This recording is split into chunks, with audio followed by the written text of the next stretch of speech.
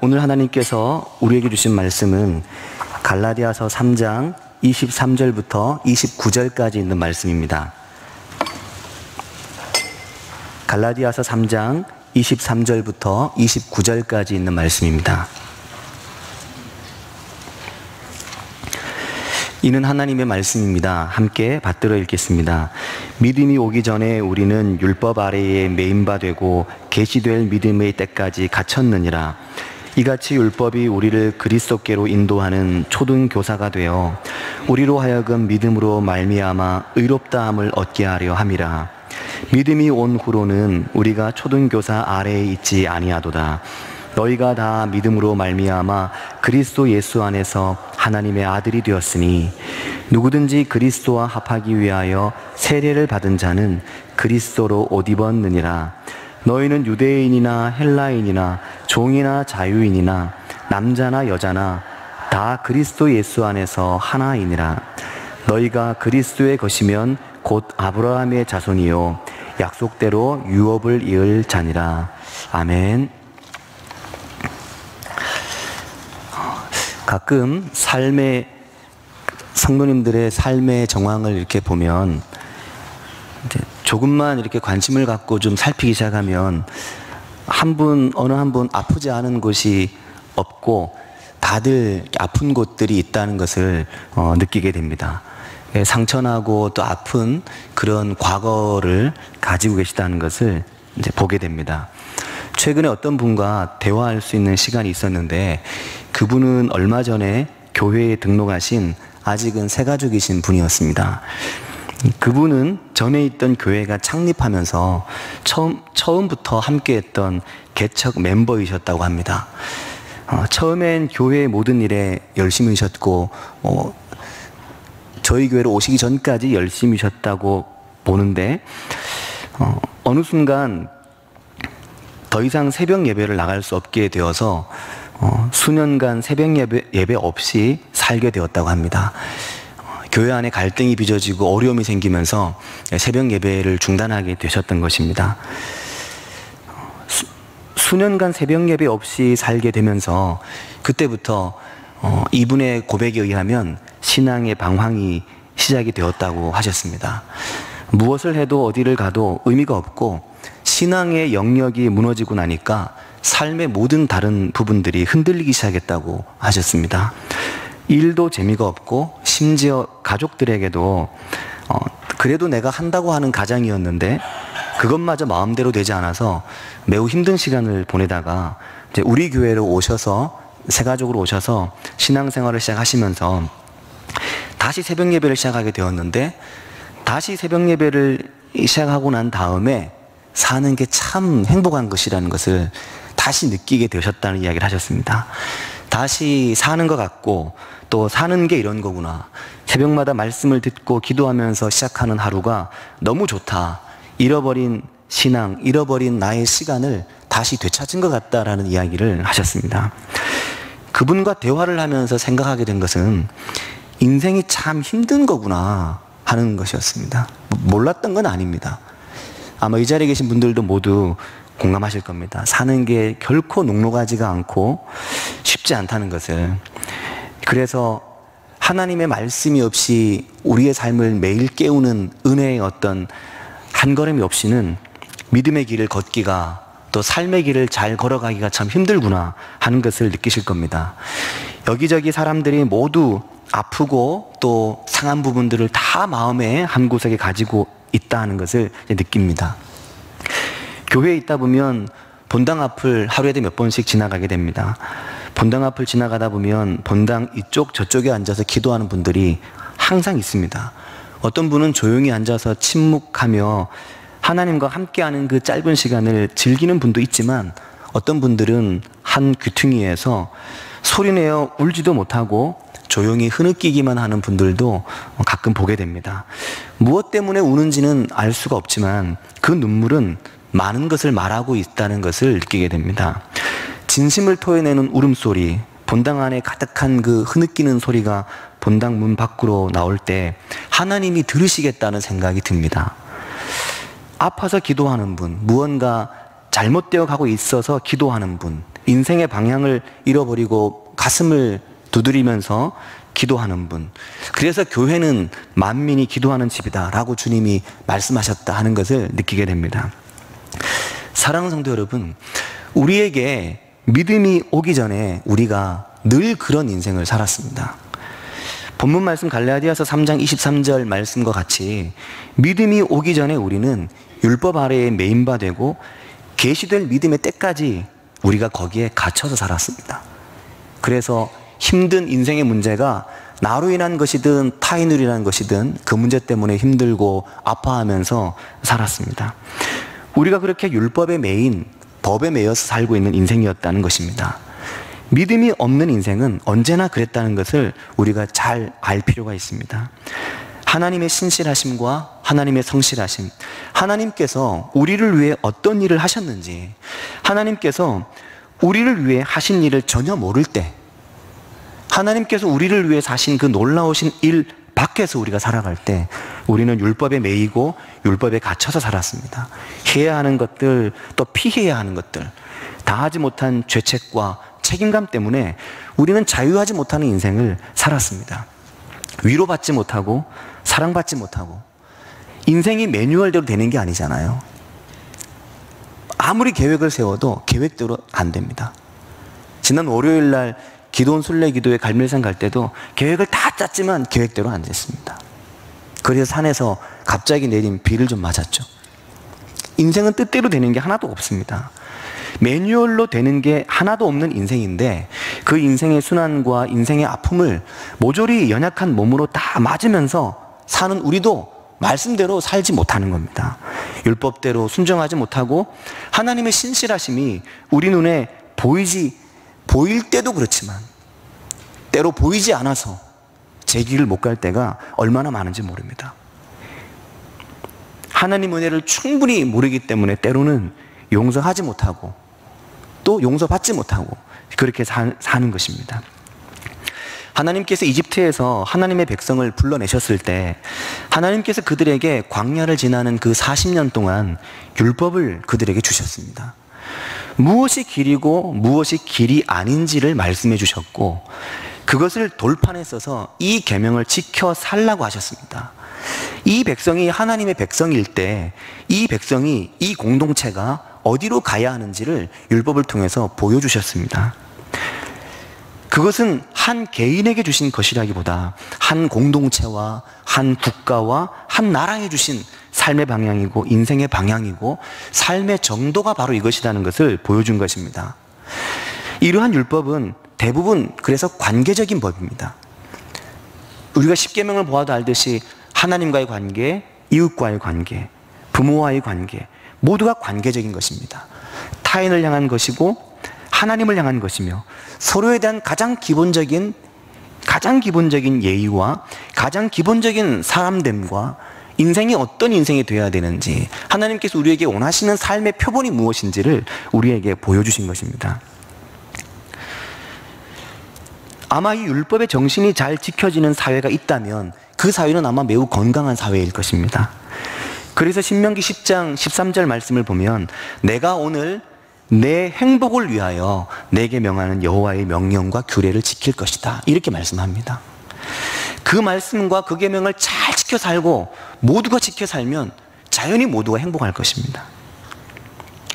그러나 하나님께서는 우리에게 율법만 주신 것은 아니었습니다. 하나님께서 우리에게 율법을 주실 때 그 율법을 충분히 지키지 못할 인생을 위한 보완책과 피할 길을 미리 주셨습니다. 율법을 주셨음에도 불구하고 너희가 하나님의 말씀을 어기고 죄를 짓게 되었을 때, 너희 몸이 부정하게 되었을 때, 사람을 죽이게 되거나 또는 이웃의 가축이나 물건에 상해를 입혔을 때, 무언가 다른 사람의 것을 속여서 빼앗게 되었거나 어떤 잘못을 하게 되었을 때 하나님께서는 예배를 통해 속죄제와 속건제의 예배를 통해 하나님 앞에 용서받을 수 있는 기회를 우리에게 마련해 두셨습니다.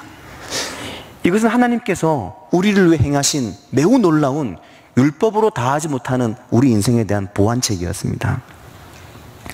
하나님께서는 민수기 35장을 보면 부지 중에 살인하게 된 사람을 위해서 그의 인생을 위한 보완책으로 도피성을 마련해 주셨습니다. 민수기 35장 22절 이하에 보면 악의가 없이 우연히 사람을 밀치거나 기회를 엿봄이 없이 무엇을 던지거나 보지 못하고 사람을 죽일 만한 돌을 던져서 죽였을 때 이는 악의도 없고 해하려 한 것도 아닌즉 회중과 피해에 대한 보복을 하려는 사람들로부터 보호받을 수 있도록 안전한 방비책을 마련해 주셨습니다. 율법만 주신 것이 아니라는 것입니다. 연약한 인간을 위한 하나님께서 하신 일이 훨씬 더 많다는 것입니다. 우리는 율법 없이도 살아왔고 율법을 어기고도 살아왔습니다. 우리는 하나님의 말씀을 어기고도 지금 이렇게 살고 있습니다. 하나님의 뜻을 어기고도 지금 이렇게 예배의 자리에 저나 우리가 나와 있습니다. 이 모든 게 하나님께서 죄 많고 연약한 우리를 위해 하신 일들입니다. 하나님의 율법을 하나도 어기지 않고 이제껏 살아온 사람이 아무도 없습니다. 성경은 그것을 우리에게 말씀하기 위해서 우리가 볼 때 그렇게 허점이 많은 것입니다. 왜 이렇게 죄 많은 사람들의 이야기가 여기에 나오지?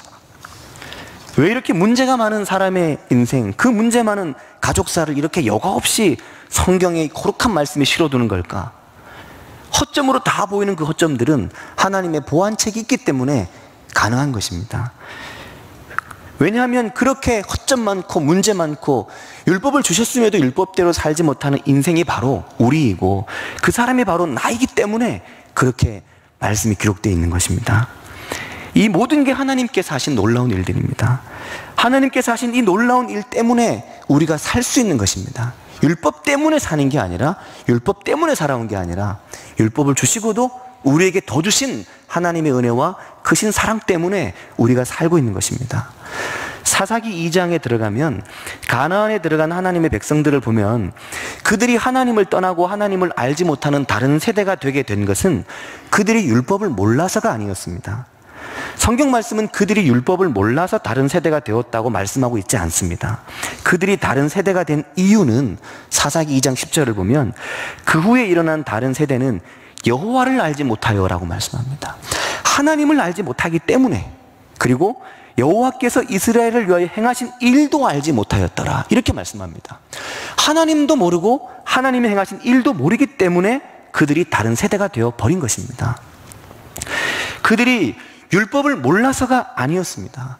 그들이 여호와 하나님을 알지 못하고 그들이 하나님께서 우리를 위해 하신 일을 듣지 못하고 알지 못하기 때문에 그들이 전혀 다른 인생이 되어버린 것입니다. 사사기 말씀은 이것을 명확하게 우리에게 말씀하고 있습니다. 율법이 중요한 게 아니라 그보다 더욱 크신 하나님의 사랑이 더 중요하다는 것을 말씀하시는 것입니다.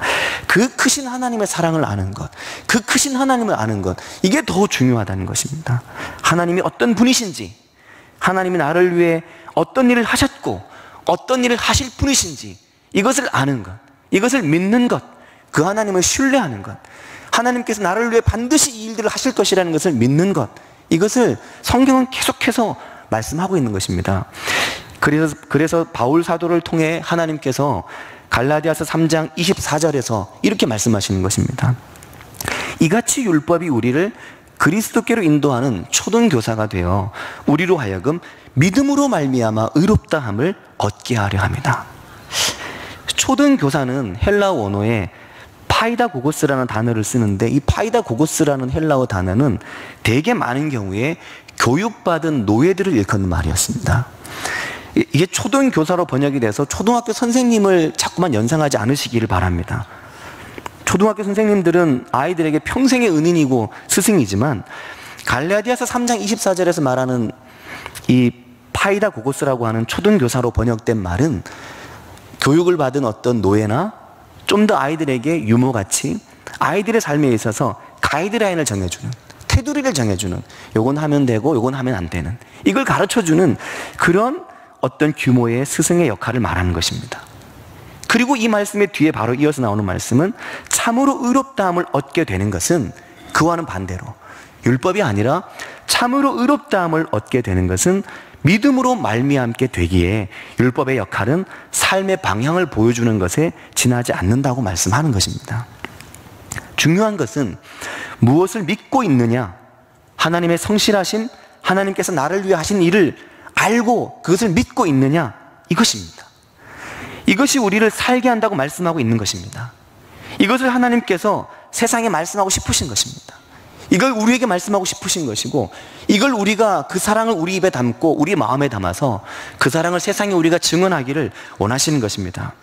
그 믿음으로 너희가 그리스도 예수 안에서 하나님의 아들이 되었다라고 갈라디아서 3장 26절에 명확하게 말씀하시는 것입니다. 요한복음 8장을 읽다 보면 우리는 그 하나님의 크신 사랑을 만나게 됩니다. 서기관들과 바리새인들이 음행 중에 잡힌 여자를 끌고 와서 그 여인을 가운데 세웠습니다. 그리고 예수님께 말했습니다. 요한복음 8장 4절과 5절에 보면 예수께 말하되 선생이여 이 여자가 간음하다 현장에서 잡혔나이다. 모세는 율법에 이러한 여자는 돌로 치라 명하였거니와 선생은 어떻게 말하겠나이까. 율법과 예수 그리스도를 정면에 세운 것입니다. 그리고 6절에 보면 그들이 이렇게 말함은 고발할 조건을 얻고자 하여 예수를 시험함이로라. 이때 그 뒷부분에 보면 예수께서 몸을 굽히사 손가락으로 땅에 쓰시니 이렇게 말씀하고 있습니다. 고발할 빌미를 찾고자 난감한 질문을 하고 있는 자들 앞에서 주님은 땅에 허리를 굽히고 앉으셨습니다. 그리고 손가락으로 땅에 뭐라고 쓰기 시작하신 것입니다. 무엇을 쓰셨을까요? 뭐라고 쓰셨을까요? 주님이 쓰는 그 글을 그 자리에 모인 사람들이나 거기 서 있는 그 여인이 읽을 수 있었을까요? 그것은 나와 있지 않기 때문에 알 수 없지만 빨리 대답하라고 막 채근하는 그들을 향해서 주님은 다시 일어나셨습니다. 그리고 7절을 보면 그들을 향해 말씀하시기를 이에 일어나 이르시되 너희 중에 죄 없는 자가 먼저 돌로 쳐라. 그렇게 말씀하셨습니다. 이게 주님의 대답이었습니다. 너희 중에 죄 없는 자 있으면 돌로 쳐라 그러셨습니다. 그리고 다시 몸을 굽혀서 손가락으로 땅에 쓰기 시작하셨습니다. 뭐라고 쓰셨을까요? 뭐라고 쓰셨을까요? 너희 중에 율법을 한 번 거역한 적이 없는 자가 여기 있다면, 너희 중에 바로 지금 율법을 거스르면서 살고 있지 않은 자, 깨끗한 자가 여기 있다면 돌을 들어 보라, 돌을 들고 쳐봐라 말씀하시는 주님께서 그 땅에 뭐라고 쓰셨을까요? 그것은 그 이후에 일어난 일들을 보면 알 수 있습니다. 9절을 보면 그들이 이 말씀을 듣고 양심의 가책을 느꼈습니다. 그리고 어른들로부터 시작해서 젊은이까지 위에서부터 아래로 하나씩 하나씩 그 자리를 떠나기 시작했습니다. 그리고 마지막에는 오직 예수님과 그 가운데 부끄럽게 서 있는 그 여인만 거기에 남았습니다. 요한복음 8장 9절은 말씀하기를 그들이 너희 중에 죄 없는 자가 먼저 돌로 치라라고 주님이 말씀하시자 어른부터 젊은이까지 하나씩 하나씩 그 자리를 떠났다고 말씀하고 있습니다. 그들이 왜 떠났냐면 그들이 양심의 가책을 느끼기 시작했다는 것입니다. 그렇다면 이들의 양심의 가책은 어디에서 왔을까요? 왜 그들은 주님의 죄 없는 자가 돌로 쳐라고 말씀하실 때 그들은 양심의 가책을 느끼기 시작했을까요? 그 양심의 가책이 예레미야 31장을 통해 하나님께서 자기 백성에게 주신 새 언약이었습니다. 예레미야 31장 31절은 그 마음에 새긴 새 언약에 대해서 말씀하십니다. 마음에, 그 양심에, 가슴에 새겨놓은 새 언약에 대해서 말씀하시는데, 보라 날이 이르리니 내가 이스라엘 집과 유다 집에 새 언약을 맺으리라. 그 새 언약은 단 한 번도 하나님과의 언약을 깬 적이 없는 자기 백성의 죄를 대신 지기 위한 하나님의 사랑의 약속이었다는 것입니다.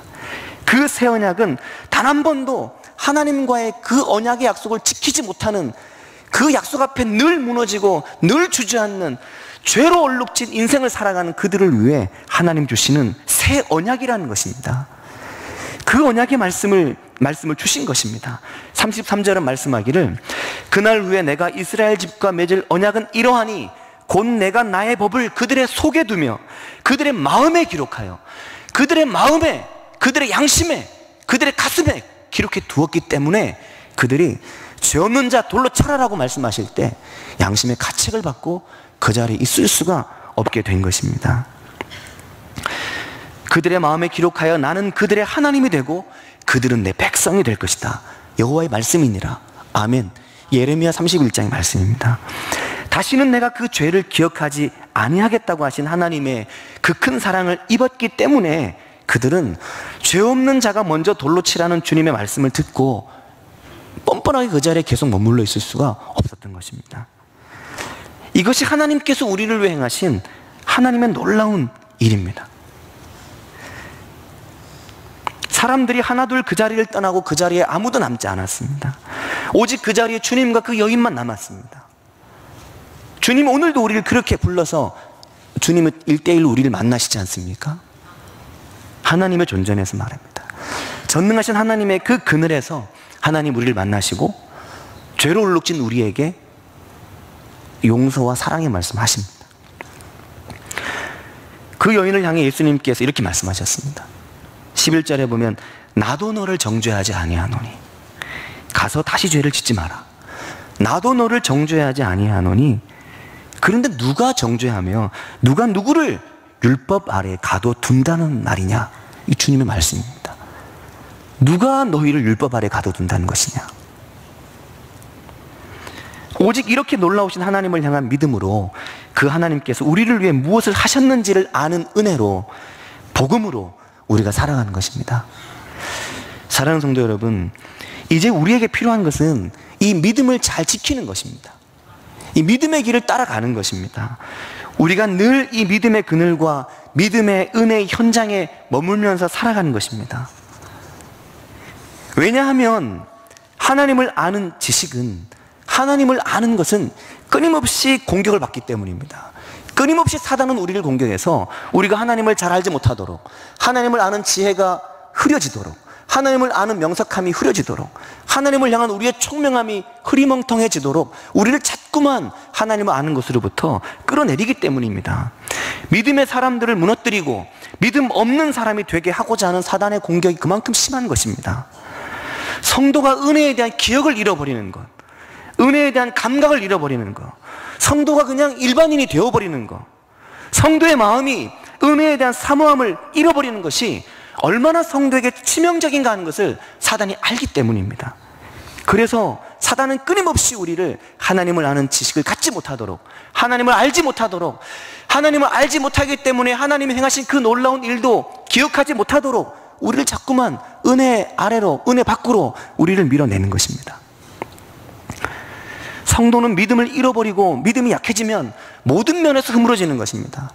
그래서 처음에 말씀드렸던 그분도 새벽 제단을 쌓지 못하면서 은혜가 허물어지고 믿음이 허물어지고 다시 새벽 제단을 통해 그의 믿음을 세우게 되었을 때 삶이 새로워지는 경험을 하게 되는 것입니다.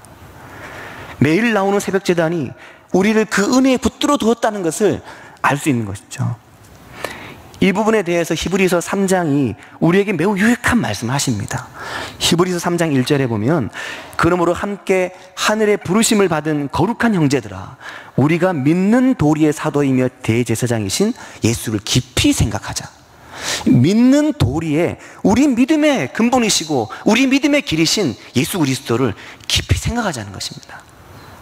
우리의 믿음을 놓지 말자는 것입니다. 믿음의 대상이신 예수님을 깊이 생각하라는 것입니다. 예수님을 통해서 하나님께서 무엇을 하셨는지를 잊지 말라는 것입니다. 그리고 히브리서 3장은 이것이 하나님을 향한 거역이며 너희 마음이 완고하게 될 수 있는 것이라고 말합니다. 하나님을 향한 믿음에서 떨어지는 것이, 믿음이 연약해지는 것이, 이것이 하나님을 향한 거역이고 이것이 죄고 이것이 우리의 마음을 완고하게 만들어 버린다고 말씀합니다. 시편 95편의 말씀을 인용하면서 너희 마음을 완고하게 하지 말라 라고 히브리서 3장이 말씀하고 있습니다. 히브리서 3장 12절에 보면 좀 더 분명하게 말씀하기를 뭐라고 말씀하냐면 형제들아 너희는 삼가 혹 너희 중에 누가 믿지 아니하는 악한 마음을 품고, 믿지 아니하는 악한 마음을 품고라고 말씀합니다. 믿지 아니하는 악한 마음을 품고 살아계신 하나님에게서 떨어질까 조심할 것이요. 히브리서는 너희 중에 누가, 꼭 너만이 아니라 너희 중에 누가, 믿음의 형제 중에, 믿음의 지체 중에 누가 믿지 아니하는 악한 마음을 품고 살아계신 하나님에게서 떨어지지 않도록 잘 살피라고 말씀하시는 것입니다. 은혜 안에 머물러 있을 수 있도록, 은혜 안으로 더 나아갈 수 있도록 하라고 말씀하시는 것입니다. 그래서 교회에서 정말 귀한 분들은 자기 믿음 잘 챙기는 분도 중요하지만 다른 사람 믿음 챙기는 분이 정말 성경적이죠. 순장으로, 부순장으로, 또 사역팀 리더로, 터지기로, 교사로 얼마나 귀한 분들인지 모릅니다. 그리고 또 말씀하실 때 이것이 죄의 유혹이기에 히브리서 3장 13절은 피차 권면하며 너희 중에 누구든지 죄의 유혹으로 완고하게 되지 않도록, 너의 마음이 딱딱하게 굳어져 버리지 않도록, 너의 마음이 감각을 잃어버리지 않도록 하라, 그렇게 말씀하시는 것입니다. 누가 믿지 아니한 악한 마음을 품고 살아계신 하나님에게서 떨어지지 않도록. 그리고 3장 19절에는 이로 보건대 그들이 믿지 아니함으로 능히 들어가지 못한 것이다. 아멘. 이로 보건대 그들이 믿지 아니함으로 능히 들어가지 못한 것이다 라고 말씀합니다. 여기서 그들은 누구냐면 광야 40년 광야에서 죽게 된 사람들이었습니다. 그들이 광야 40년 광야에서 죽게 된 이유는 그들이 믿지 아니함으로 들어가지 못한 것이라는 것입니다. 그리고 히브리서 4장에 넘어가면 15절과 16절은 말씀하기를 우리에게 있는 대제사장은 우리의 연약함을 동정하지 못하실 리가 아니요, 우리 연약함을 얼마든지 동정하시는 분이심을, 모든 일에 우리와 똑같이 시험을 받으신 이로되 죄는 없으시니라. 그러므로 우리는 긍휼하심을 받고 때를 따라 돕는 은혜를 얻기 위하여 은혜의 보좌 앞에 담대히 나아갈 것이니라. 아멘. 그 은혜의 보좌 앞으로 담대히 나갈 것이니라. 때를 따라 주시는 하나님의 은혜를 위해서, 긍휼하심을 받기 위해서 그 은혜의 보좌 앞으로, 매일마다 그 은혜의 보좌 앞으로 나아가라고 말씀하는 것입니다. 믿음을 지켜 살아가는 것은, 믿음의 길로 나아가는 것은 그냥 주님이 한번 믿음 주셔서 그 믿음으로 우리가 구원받으면 끝, 이렇게 그냥 끝내버릴 일이 참 아님을 말씀을 통해서 알게 되는 것입니다. 우리가 더욱 믿음의 사람이 되고 더욱 믿음의 증거자가 되고 믿음의 입술이 되려면, 믿음의 복음의 증거자가 되려면 그 은혜 앞으로 날마다 더 가까이 나아가고 은혜의 보좌 앞으로 날마다 더 가야만 된다는 것을 말씀하고 있는 것입니다. 그것을 사모하는 것입니다. 그것을 간절히 찾고 그것을 간절히 구하는 것입니다. 그런 하나님의 부흥을 사모하고 그런 은혜가 내게 또 함께는 성도들에게 있기를 바라고 구하는 것입니다. 그 길을 찾고 그 길이 눈에 보이는 사람이 지혜로운 사람입니다. 요한계시록에서 7 초대교회를 향한 주님의 권면도 똑같습니다. 너의 처음 사랑을 버렸느니라. 처음 사랑을 버렸다는 것이 너의 처음 믿음이 약해져 있다는 것을 말하는 것입니다. 어디에서 떨어졌는지 생각하고 회개해라. 너의 믿음이 도대체 어디에서 그렇게 되었는지 찾아서 회개하라는 것입니다. 왜 너의 믿음이 지금 그 정도에 머물고 너의 믿음이 그 정도에 만족하는지 그 이유를 찾으라고 말씀하시는 것입니다. 내 사업과 내 사랑과 내 믿음과 섬김과 인내도 내 나중 행위가 처음 것보다 많아도, 요한계시록 2장 19절은 이것이 다 이래도 내가 너의 행위를 안다고 말씀하시는 것입니다. 더 많이 하는 것이 중요한 것이 아니라 너의 처음 사랑을 지키라고 말씀하시는 것입니다. 요한계시록 3장에는 내가 내 행위를 아노니 네가 차지도 않고 뜨겁지도 않은 그런 미지근한 상태에 머물러 있지 말라고 말씀하시는 것입니다. 그리고 19절에는 네가 열심을 내라, 회개해라. 아멘. 열심을 내시게 되기를 축복합니다. 믿음의 큰 은혜가 우리를 붙잡고 사로잡아서 주의 일에, 주님의 일에, 주님의 그 복음을 증거하는, 이 기쁜 소식을 증거하는 일에 열심을 내시게 되기를 축복합니다. 사랑하는 성도 여러분, 하나님은 지금도, 오늘도 우리 마음에 하나님께서 쓰시는 것입니다. 우리를 얼마나 사랑하시는지, 내가 너희를 위해 얼마나 큰 대가를 지불하는지, 내가 너희를 위해 내 아들 독생자 예수도 아끼지 않고 주었다는 그 사랑을 오늘도 우리의 가슴에 쓰시는 것입니다. 그리고 우리가 그 은혜 안에 머물길 오늘도 우리에게 원하시는 것입니다. 우리를 은혜로 부르시고 우리를 하나님께서 우리 위해 행하신 놀라운 일들을 더욱더 알도록 부르시는 그 하나님 앞에 날마다 더 가까이 나아가시게 되기를 축복합니다. 새벽 제단을 깨우시고 내 은혜가 어디에서 떨어졌는지 생각하시고 또 그 은혜를 더욱 채워가는, 그 은혜의 길로 더 깊이 나아가는 그런 기쁨이 있으시길 축복합니다. 기도하겠습니다. 하나님 아버지, 은혜를 감사드립니다. 부족하고 연약한 죄인임에도 불구하고 저희를 사랑해 주시고 때를 따라 은혜를 베푸시며 때를 따라 저희를 먹이시고 저희에게 긍휼을 베푸시는 아버지 하나님, 저희에게 율법만 주셨더라면 저희가 살 수 없는 인생이었을 텐데 저희를 위해 하나님을 알게 해주시고 하나님의 하나님께서 저희를 위해 행하신 놀라우신 큰 일을 저희가 알게 해주시고 저희에게 예수 그리스도를 생명의 구주로 보내주시고 하나님의 그 큰 사랑을 힘입어 날마다 저희들이 살아계신 하나님의 은혜 앞으로 더 가까이 나아가는 그런 믿음의 진보가 있는 그리스도인들이 모두 될 수 있도록 저희를 인도하여 주시옵소서. 그 은혜에 감격하고 그 은혜로 가슴이 뜨거워서 주의 복음을 저희 입술로 증거하는 주님의 복음 증거의 입술이 모두 될 수 있도록 인도하여 주시옵소서. 예수 그리스도의 이름으로 기도드립니다. 아멘.